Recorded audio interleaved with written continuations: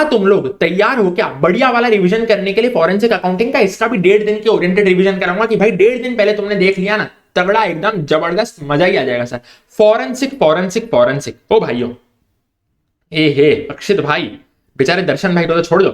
चलो सर, चलो जो चैट बॉक्स में तुम्हारी मस्ती बंद करके एकदम एकदम माहौल बनाएंगे सर। फॉरेंसिक अकाउंटिंग का मतलब है, फॉरेंसिक मतलब फ्रॉड फ्रॉड फ्रॉड। 400 बीसी करी अक्षित भाई ने। फॉरेंसिक अकाउंटिंग बोले तो फ्रॉड। अब भाई बहुत सिंपल है, ये क्या है ना, फॉरेंसिक अकाउंटिंग, क्योंकि ये फॉरेंसिक अकाउंटिंग है तो भाई यहाँ पे अकाउंटिंग मेथड का वपराश होगा। अकाउंटिंग मेथड्स बेसिकली यूज करेंगे सर। ये अकाउंटिंग मेथड में किसको लगाऊंगा? मैंने बोला फॉरेंसिक एविडेंस को लगाऊंगा सर। लगा के क्या मैं ये मंजीरा बजाऊंगा क्या? मैंने बोला नहीं सर, ये investigation prosecution of criminal act करने में मदद करेगा।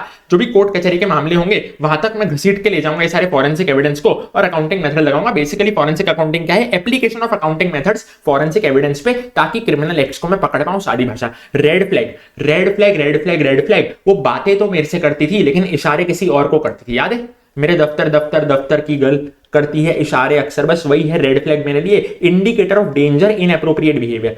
जरूरी नहीं है कि वो मेरे साथ धोखा कर रही है, लेकिन मेरे को चौकन्ना हो जाना चाहिए क्योंकि वो बातें मेरे साथ करती थी लेकिन इशारे किसी और के साथ करती थी। क्लियर है? बोफा तरीके के रेड फ्लैग होते हैं सर, बोफा तरीके के। Behavioural red flag, operational red flag, financial performance red flag, accounting system red flag. Statutory audit खाली सीए करेगा, फॉरेंसिक कोई भी कर सकता है। हाँ sir, same as due diligence.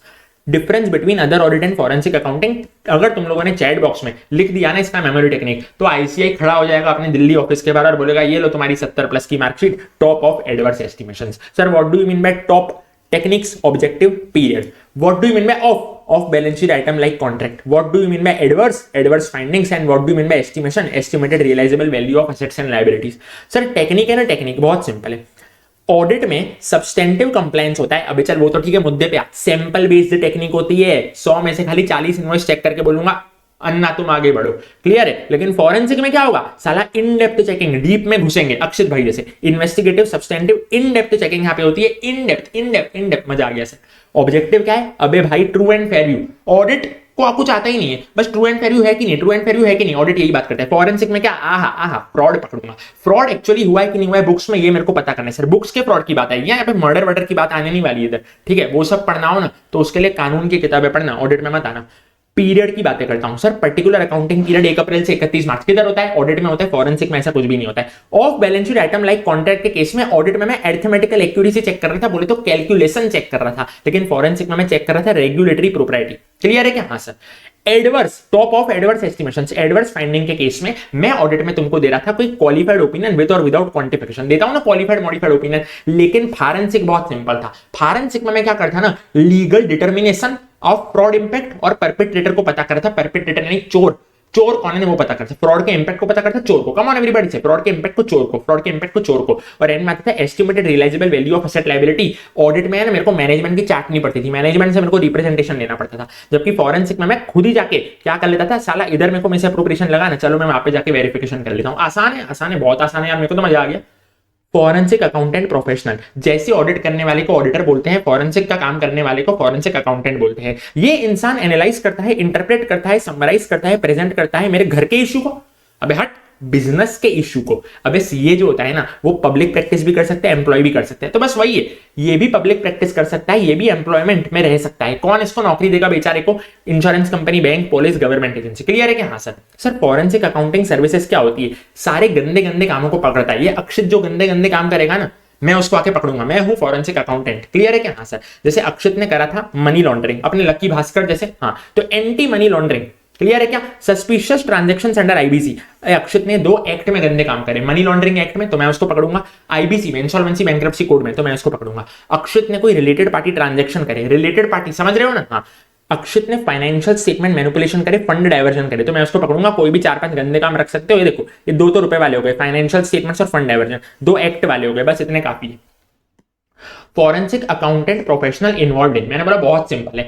मैंने फ्रॉड को पकड़ा, बोले तो डिटेक्ट किया, डिटेक्ट करके क्या करूंगा? भजिए डालूंगा। मैंने बोला नहीं सर, कंप्यूटर में डालूंगा। कंप्यूटर में क्यों डालूंगा? ताकि अगली बार वो प्रिवेंट हो जाए और मैं इसमें एक्सपर्ट बन जाऊं। बहुत आसान है। फ्रॉड डिटेक्शन करूंगा सबसे पहले मैं। डिटेक्शन करने के लिए मेरे को क्या चाहिएगा? फाइनेंशियल एविडेंस चाहिएगा, तो मैं इन्वेस्टिगेट करूंगा एविडेंस। मैं डालूंगा उसको कंप्यूटर में, बोले तो कंप्यूटर फॉरेंसिक्स, क्या करूंगा मैं, कंप्यूटराइज्ड एप्लीकेशन में डालूंगा, ताकि मेरे को जो स्टेप नंबर 1 में एविडेंस मिला है ना उसका मैं एनालिसिस कर पाऊं। आहा आहा आहा, मजा आ गया सर।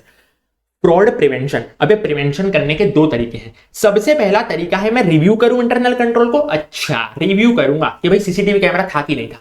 अच्छा, रिव्यू नहीं कर रहा हूं तो क्या करूंगा, मैं डेवलप कर लूंगा इंटरनल कंट्रोल को, यानी कि providing consultation in development of internal control framework. मैं बोलूंगा मैं उधर सीसीटीवी कैमरा लगाऊंगा, क्लियर है। और एंड में आकर के मैं क्या करूंगा, प्रोवाइडिंग एक्सपर्ट टेस्टिमोनी। वही है, फ्रॉड को डिटेक्ट किया, कंप्यूटर में डाला, ताकि अगली बार प्रिवेंट में एक्सपर्ट बन जाऊं। सर, प्रोवाइडिंग एक्सपर्ट टेस्टिमोनी का सिंपल सा मतलब है testifying in court as expert witness. देखा था अपन ने कि मैं जो बोलूंगा, सच के सिवा कुछ नहीं बोलूंगा। माय लॉर्ड, याद है, in testifying in court as expert witness, मैंने बोला हाँ सर। फिर आया था प्रोसेस ऑफ फॉरेंसिक अकाउंटिंग। अगर सवाल आता है ना सर, क्योंकि मई 24 नवंबर 24 में ना तो ड्यू डिलिजेंस में से आया ना तो फॉरेंसिक में से आया। फॉरेंसिक में से आएगा ना तो क्वेश्चन नंबर 4 में से आएगा, और पक्का बोल रहा हूं क्वेश्चन नंबर 6 में से आएगा। लिख के ले लेना सर, ठीक है। हाँ सर, क्वेश्चन नंबर 4 और क्वेश्चन नंबर 6 में से आने वाला है। फॉरेंसिक का मतलब है सर गड़बड़। क्या गड़बड़ हुई थी पता है प्रोसेस में? i10 गाड़ी से अक्षित ने पिया को उड़ा दिया था। अक्षित से पूछा था आरसी बुक किधर है, वो बोल रहा नहीं मेरे को तो पता ही नहीं आरसी बुक होती क्या है। समझ रहे हो क्या? हाँ, ये हुआ था sir. I for initialisation, i10 गाड़ी से उड़ाया था, आई फॉर इनिशियलाइजेशन। पिया को, P for plan, E for evidence, A for analysis. PIA. R for reporting और सी फॉर कोर्ट प्रोसीडिंग, ठीक है। आरसी बुक उससे मांगी थी, उसने बोला ये क्या हो तो है, ठीक है। हाँ सर, इनिशियलाइजेशन में पता है मैंने क्या किया था? मैं मस्त चाय पी रहा था बाकड़े पे बैठ के, वहां से फोन आया था कंपनी का, हेलो शंकर भाई चोरी हो गई है। तो मैं कंपनी के मालिक के पास गया था, मैं मीट करूंगा क्लाइंट को। मैंने क्लाइंट को मीट किया, कंपनी के मालिक को मीट किया। मैंने बोला चलो कुछ इनिशियल इन्वेस्टिगेशन करते हैं, क्लियर है। ये था step number 1, initialisation. Step number 2 पे जाकर मैंने डेवलप किया था प्लान बनाने के लिए मैं क्या करूंगा, ऑब्जेक्टिव्स और मेथोडोलॉजी, क्लियर है। मैंने बोला एक बार जो मैंने क्लाइंट के साथ मीटिंग कर ली ना स्टेप 1 पे, इनिशियल इन्वेस्टिगेशन कर लिया ना, उसके बलबूते में मैं ओम करूंगा, बोले तो ऑब्जेक्टिव मेथोडोलॉजी। स्टेप नंबर 3 पे मैं ऑब्टेन करूंगा रेलेवेंट एविडेंस। तुम मेरे को बताओगे एविडेंस कैसे होने चाहिए। मैंने बोला डॉक्यूमेंट्स देखो सबसे पहले तो, ठीक है, डिटेल्ड होनी चाहिए डॉक्यूमेंट्स, फॉल्सिफाइड नहीं होनी चाहिए। याद है 3 बातें? मैंने बोला हाँ। तो लोकेट करूंगा डॉक्यूमेंट्स, हाँ सर। ये डॉक्यूमेंट्स होनी चाहिए डिटेल्ड, यानी मैं टाइप ऑफ फ्रॉड को समझूंगा और मैं अलर्ट हो जाऊंगा फॉल्सिफाइड डॉक्यूमेंट्स के लिए, यानी फॉल्सिफाइड नहीं होनी चाहिए। देखो डॉक्यूमेंट देखूंगा, होनी चाहिए कैसी, डिटेल्ड, नहीं होनी चाहिए कैसी, फॉल्सिफाइड। डिटेल्ड होनी चाहिए, फॉल्सिफाइड नहीं होनी चाहिए। स्टेप 4 पे लिखूंगा मैं स्टेप 4 पे आके मैं परफॉर्म करूंगा एनालिसिस। सर इसकी मेमोरी टेक्निक जो बता देगा ना सर, इसकी मेमोरी टेक्निक जो बता देगा ना सर, वो पाएगा मेरी तरफ से गिफ्ट UUSSPP।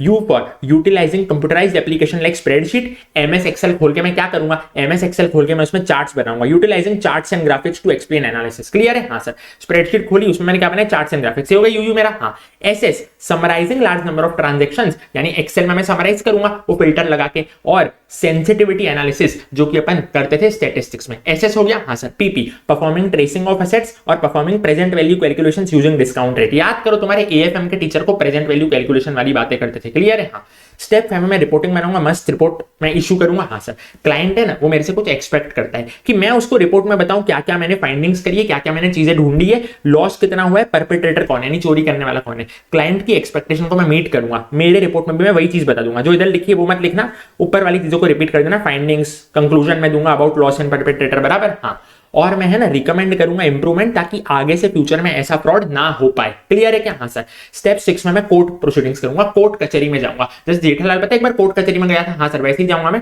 वहां पे एविडेंस प्रेजेंट किए जाएंगे कोर्ट में, वहां पे मैं डिस्क्राइब करूंगा एविडेंस और मैं बताऊंगा वहां पे देखो मैं फॉरेंसिक अकाउंटेंट हूं और मैंने ऐसे सस्पेक्ट को आइडेंटिफाई किया है, ऐसे मैंने अक्षत भाई को पकड़ लिया है, क्लियर है क्या। हाँ सर, अगला आता है forensic accounting and investigation report. चुप कर, ट्रेन आ रही है पीछे से। Forensic accounting and investigation report, मैंने बोला देखो सर फाइल्स होता है, files forensic accounting and investigation standard जैसे ऐसे होता है ना वैसे होता है फाइल्स। 510 बोलता है कि जो प्रोफेशनल है ना वो रिपोर्ट दे देगा स्टेक होल्डर को। स्टेक होल्डर कौन था? वो कंपनी का मालिक, जिसने मेरे को फोन किया था ना कि भाई हमारे कंपनी में चोरी हो गई है। हाँ, कब मैं दूंगा report? At conclusion of assignment. मान लो अगर 10 चोरियां हुई है ना तो हर चोरी की अलग अलग रिपोर्ट बनेगी। मान लो एक एंगेजमेंट है, उसमें बहुत सारे असाइनमेंट है, 10 चोरियां हुई है, तो क्या 1 for 1 असाइनमेंट, बहुत सारी रिपोर्ट बनेगी, हर चोरी की अलग अलग रिपोर्ट बनेगी, 10 चोरी की 10 रिपोर्ट बनेगी, क्लियर है। 10 चोरी की 10 रिपोर्ट बनेगी, रिपोर्ट होनी चाहिए लिखित में, ठीक है। एड्रेस दोगी प्राइमरी स्टेक होल्डर्स को और ये प्राइमरी स्टेक होल्डर दूसरे स्टेक होल्डर्स के साथ शेयर कर पाता है। इसका फॉर्मेट फिक्स नहीं है लेकिन की एलिमेंट जरूर फिक्स है। मैंने बोला की एलिमेंट्स, अगेन इंपॉर्टेंट क्वेश्चन, पूरा का पूरा रेड मार्क कर रखा है सर मैंने। सबसे ऊपर आएगा रिपोर्ट का टाइटल, सबसे नीचे आएगा कंक्लूजन, बीच में आएगा सैफ अली खान करीना कपूर, यानी सैफ फ्ला। सब लोग चैट बॉक्स में सैफ फ्ला। ऊपर कौन आएगा? टाइटल, यानी कि रिपोर्ट का टाइटल, एड्रेसी कौन होगा, कंपनी का मालिक, डिस्ट्रीब्यूशन लिस्ट वो कंपनी का मालिक किन किन को डिस्ट्रीब्यूट करने वाले, क्लियर है। एंड में आएगा कंक्लूजन, बीच में क्या आएगा सर, सेफ फ्ला, scope and objectives of assignment बोले तो S, A for approach and broad work procedures A, I for important aspects and findings के executive summary of results, clear है क्या, हाँ sir. F for reference to use of expert, F मैंने कौन सा लिया, REF, reference to use of expert, अगर मैंने किसी एक्सपर्ट की मदद ली थी तो ये हो गया सेफ, हाँ सर ये हो गया सेफ। फ्ला बोले तो फैक्ट की ये जो असाइनमेंट है फाइस के हिसाब से हुआ है, लिस्ट ऑफ फाइंडिंग, लेकिन फाइंडिंग हवा में मिलेगी क्या, मैंने बोला नहीं सर, सपोर्टेड बाय एविडेंस, और एजम्पशन लिमिटेशन। चलो सर ये हो गया मेरा सेफ फ्ला, इसको अपन ने अच्छे से किया था। डिस्कशन ऑफ ड्राफ्ट रिपोर्ट, मैंने रिपोर्ट अभी रफ रफ बनाई है, फेयर फेयर नहीं बनाई है। रफ रिपोर्ट में मैंने पता है सब्जेक्ट पार्टी के साथ जाकर डिस्कशन किए थे, सब्जेक्ट पार्टी कौन था भाई, कंपनी का मालिक, ठीक है। तो भाई वो जो भी रिस्पॉन्स दे रहा था ना वो मैं मेरे रिपोर्ट में डालूंगा। अगला होता है एजम्पशन लिमिटेशन, मैंने बोला था नीचे की चीजें खाली रीड मारना, जब की एलिमेंट का सवाल आए तो खाली रेड वाली चीजें लिख कर आना। मैंने बोला लिस्ट डाउन एजम्पशंस लिमिटेशंस, ये 8वें पॉइंट पे अपन ने एजम्पशन लिमिटेशन लिखी ना, हाँ सर। लिमिटेशन क्या होता है, मैनेजमेंट ने मेरे को काम नहीं करने दिया, यानी मैनेजमेंट ने मेरे को सपोर्ट नहीं किया, उसने मेरे को रिकॉर्ड्स नहीं देखने दिए। रिपोर्ट में कभी भी ओपिनियन नहीं होगा कि ये दोषी है, ये मासूम है, यानी ये गिल्टी है, ये इनोसेंट है। रिपोर्टिंग टाइमलाइंस रीजनेबल होगी, इंटरिम रिपोर्ट भी बनेगी अगर तो स्टैंडर्ड ने बोला होगा तो। लास्ट क्वेश्चन अपन ने देखा था framework governing forensic accounting and investigation, बोले तो फाई का फ्रेमवर्क, क्लियर है, हाँ सर। ऑब्जेक्टिव खाली पढ़े थे, एमसीक्यू पर्पस के लिए ध्यान से देखना। प्रोवाइड करता है ओवरऑल अंडरस्टैंडिंग, प्रोवाइड करता है overall understanding of pi and की कंपोनेंट्स, ठीक है। मैंने बोला जो नीचे की कंपोनेंट्स अपन ने इंपॉर्टेंट वाले पढ़े थे ना, ये इंपॉर्टेंट एमसीक्यू में आ सकता है, तो उसके क्या है, ओवरऑल अंडरस्टैंडिंग देता है। ये बताता है कि कैसे सारे कंपोनेंट्स आपस में जुड़े हुए हैं, इंटर रिलेटेड है, और एक क्वालिटी इंप्रूव करने में मदद करता है। कॉमन सेंस की बात है ना, एक फ्रेमवर्क होगा तो क्वालिटी आपकी अच्छी होगी क्योंकि आपके पास एक गाइडेंस होगा। की कंपोनेंट और पिलर्स ऑफ फ्रेमवर्क क्या है, मैंने बोला सब लिखेंगे चैट बॉक्स में, 2 फाई के पॉइंट, 2 सीजी के पॉइंट, 2 फाई के पॉइंट, 2 सीजी के पॉइंट, बोले तो स्टैंडर्ड्स ऑन फाई, प्रिंसिपल्स ऑफ फाई, स्टैंडर्ड ऑन फाई, प्रिंसिपल्स ऑफ फाई, 2 सीजी के पॉइंट क्या है ना सर, की कंसेप्ट्स और गाइडेंस, तो सी कंसेप्ट्स, जी गाइडेंस, और फाई के 2 पॉइंट हो गए, फाई का प्रिंसिपल्स और फाई के स्टैंडर्ड्स, क्लियर है क्या, हाँ सर। सारे कंपोनेंट्स मैंडेटरी होते हैं, लेकिन गाइडेंस जो होता है ना वो रिकमेंडेड होता है, बाकी 3 कैसे होते हैं, मैंडेटरी होते हैं। कोड ऑफ एथिक्स, इधर फाउंडेशन बनेगा फ्रेमवर्क का, जैसे ऑडिट में भी एथिक्स जरूरी है, इधर भी जो है एथिक्स जरूरी है। फाइस से क्या क्या फायदे मिलते हैं ना सर, 3 बातों को ध्यान में रखना। मैं कौन हूं सर, प्रोफेशनल बोलते मैं कौन था, फॉरेंसिक अकाउंटेंट था। ये मेरे को एक स्टैंडर्ड दे देता है कि भाई तुम फाई का असाइनमेंट ऐसे करो, फॉरेंसिक अकाउंटिंग एंड इन्वेस्टिगेशन का जो काम है ना तुम ऐसे करो। जैसे ऑडिट में करने जा रहा हूं तो एस से मेरे को गाइडेंस दे रहा है ना, अकाउंटिंग में करने जा रहा हूं तो एएस इंडिया गाइडेंस देते हैं ना, वैसे ही मैं प्रोफेशनल अकाउंटेंट तो स्टैंडर्ड मेरे को गाइडेंस देता है। क्या देता है सर, मस्त गाइडेंस देता है। कौन सा स्टैंडर्ड, फाइस का standard, forensic accounting and investigation standard. Users को ये मदद करेगा, यूजर बोलेंगे आहा हमारा काम तो मस्त क्वालिटी का हो गया। यूजर कौन था, वो कंपनी का मालिक। और सरकार को यानी रेगुलेटर को, गवर्नमेंट एजेंसी को मदद करेगा उनके एक्सपेक्टेशंस मीट करने में। एंड में बोला था एवरीवन को एक गाइडेंस प्रोवाइड करेगा। अगर तो मेंबर डिपार्ट कर रहा है फाइस से, फॉरेंसिक अकाउंटिंग इन्वेस्टिगेशन स्टैंडर्ड अगर वो फॉलो नहीं कर रहा है, या फॉरेंसिक अकाउंटिंग इन्वेस्टिगेशन स्टैंडर्ड कुछ और बोल रहा है, लॉ कुछ और बोल रहा है, तो ये बातें फाइस की रिपोर्ट में मेंशन होगी, ये बातें फॉरेंसिक अकाउंटिंग इन्वेस्टिगेशन रिपोर्ट में मेंशन होगी अलॉन्ग विद एक्सप्लेनेशन। बताना भाई तुमको रिकॉल होता है कि नहीं, मजा आया कि नहीं। मेरे हिसाब से तो अपन लोगों ने बेस्ट रिवीजन किया।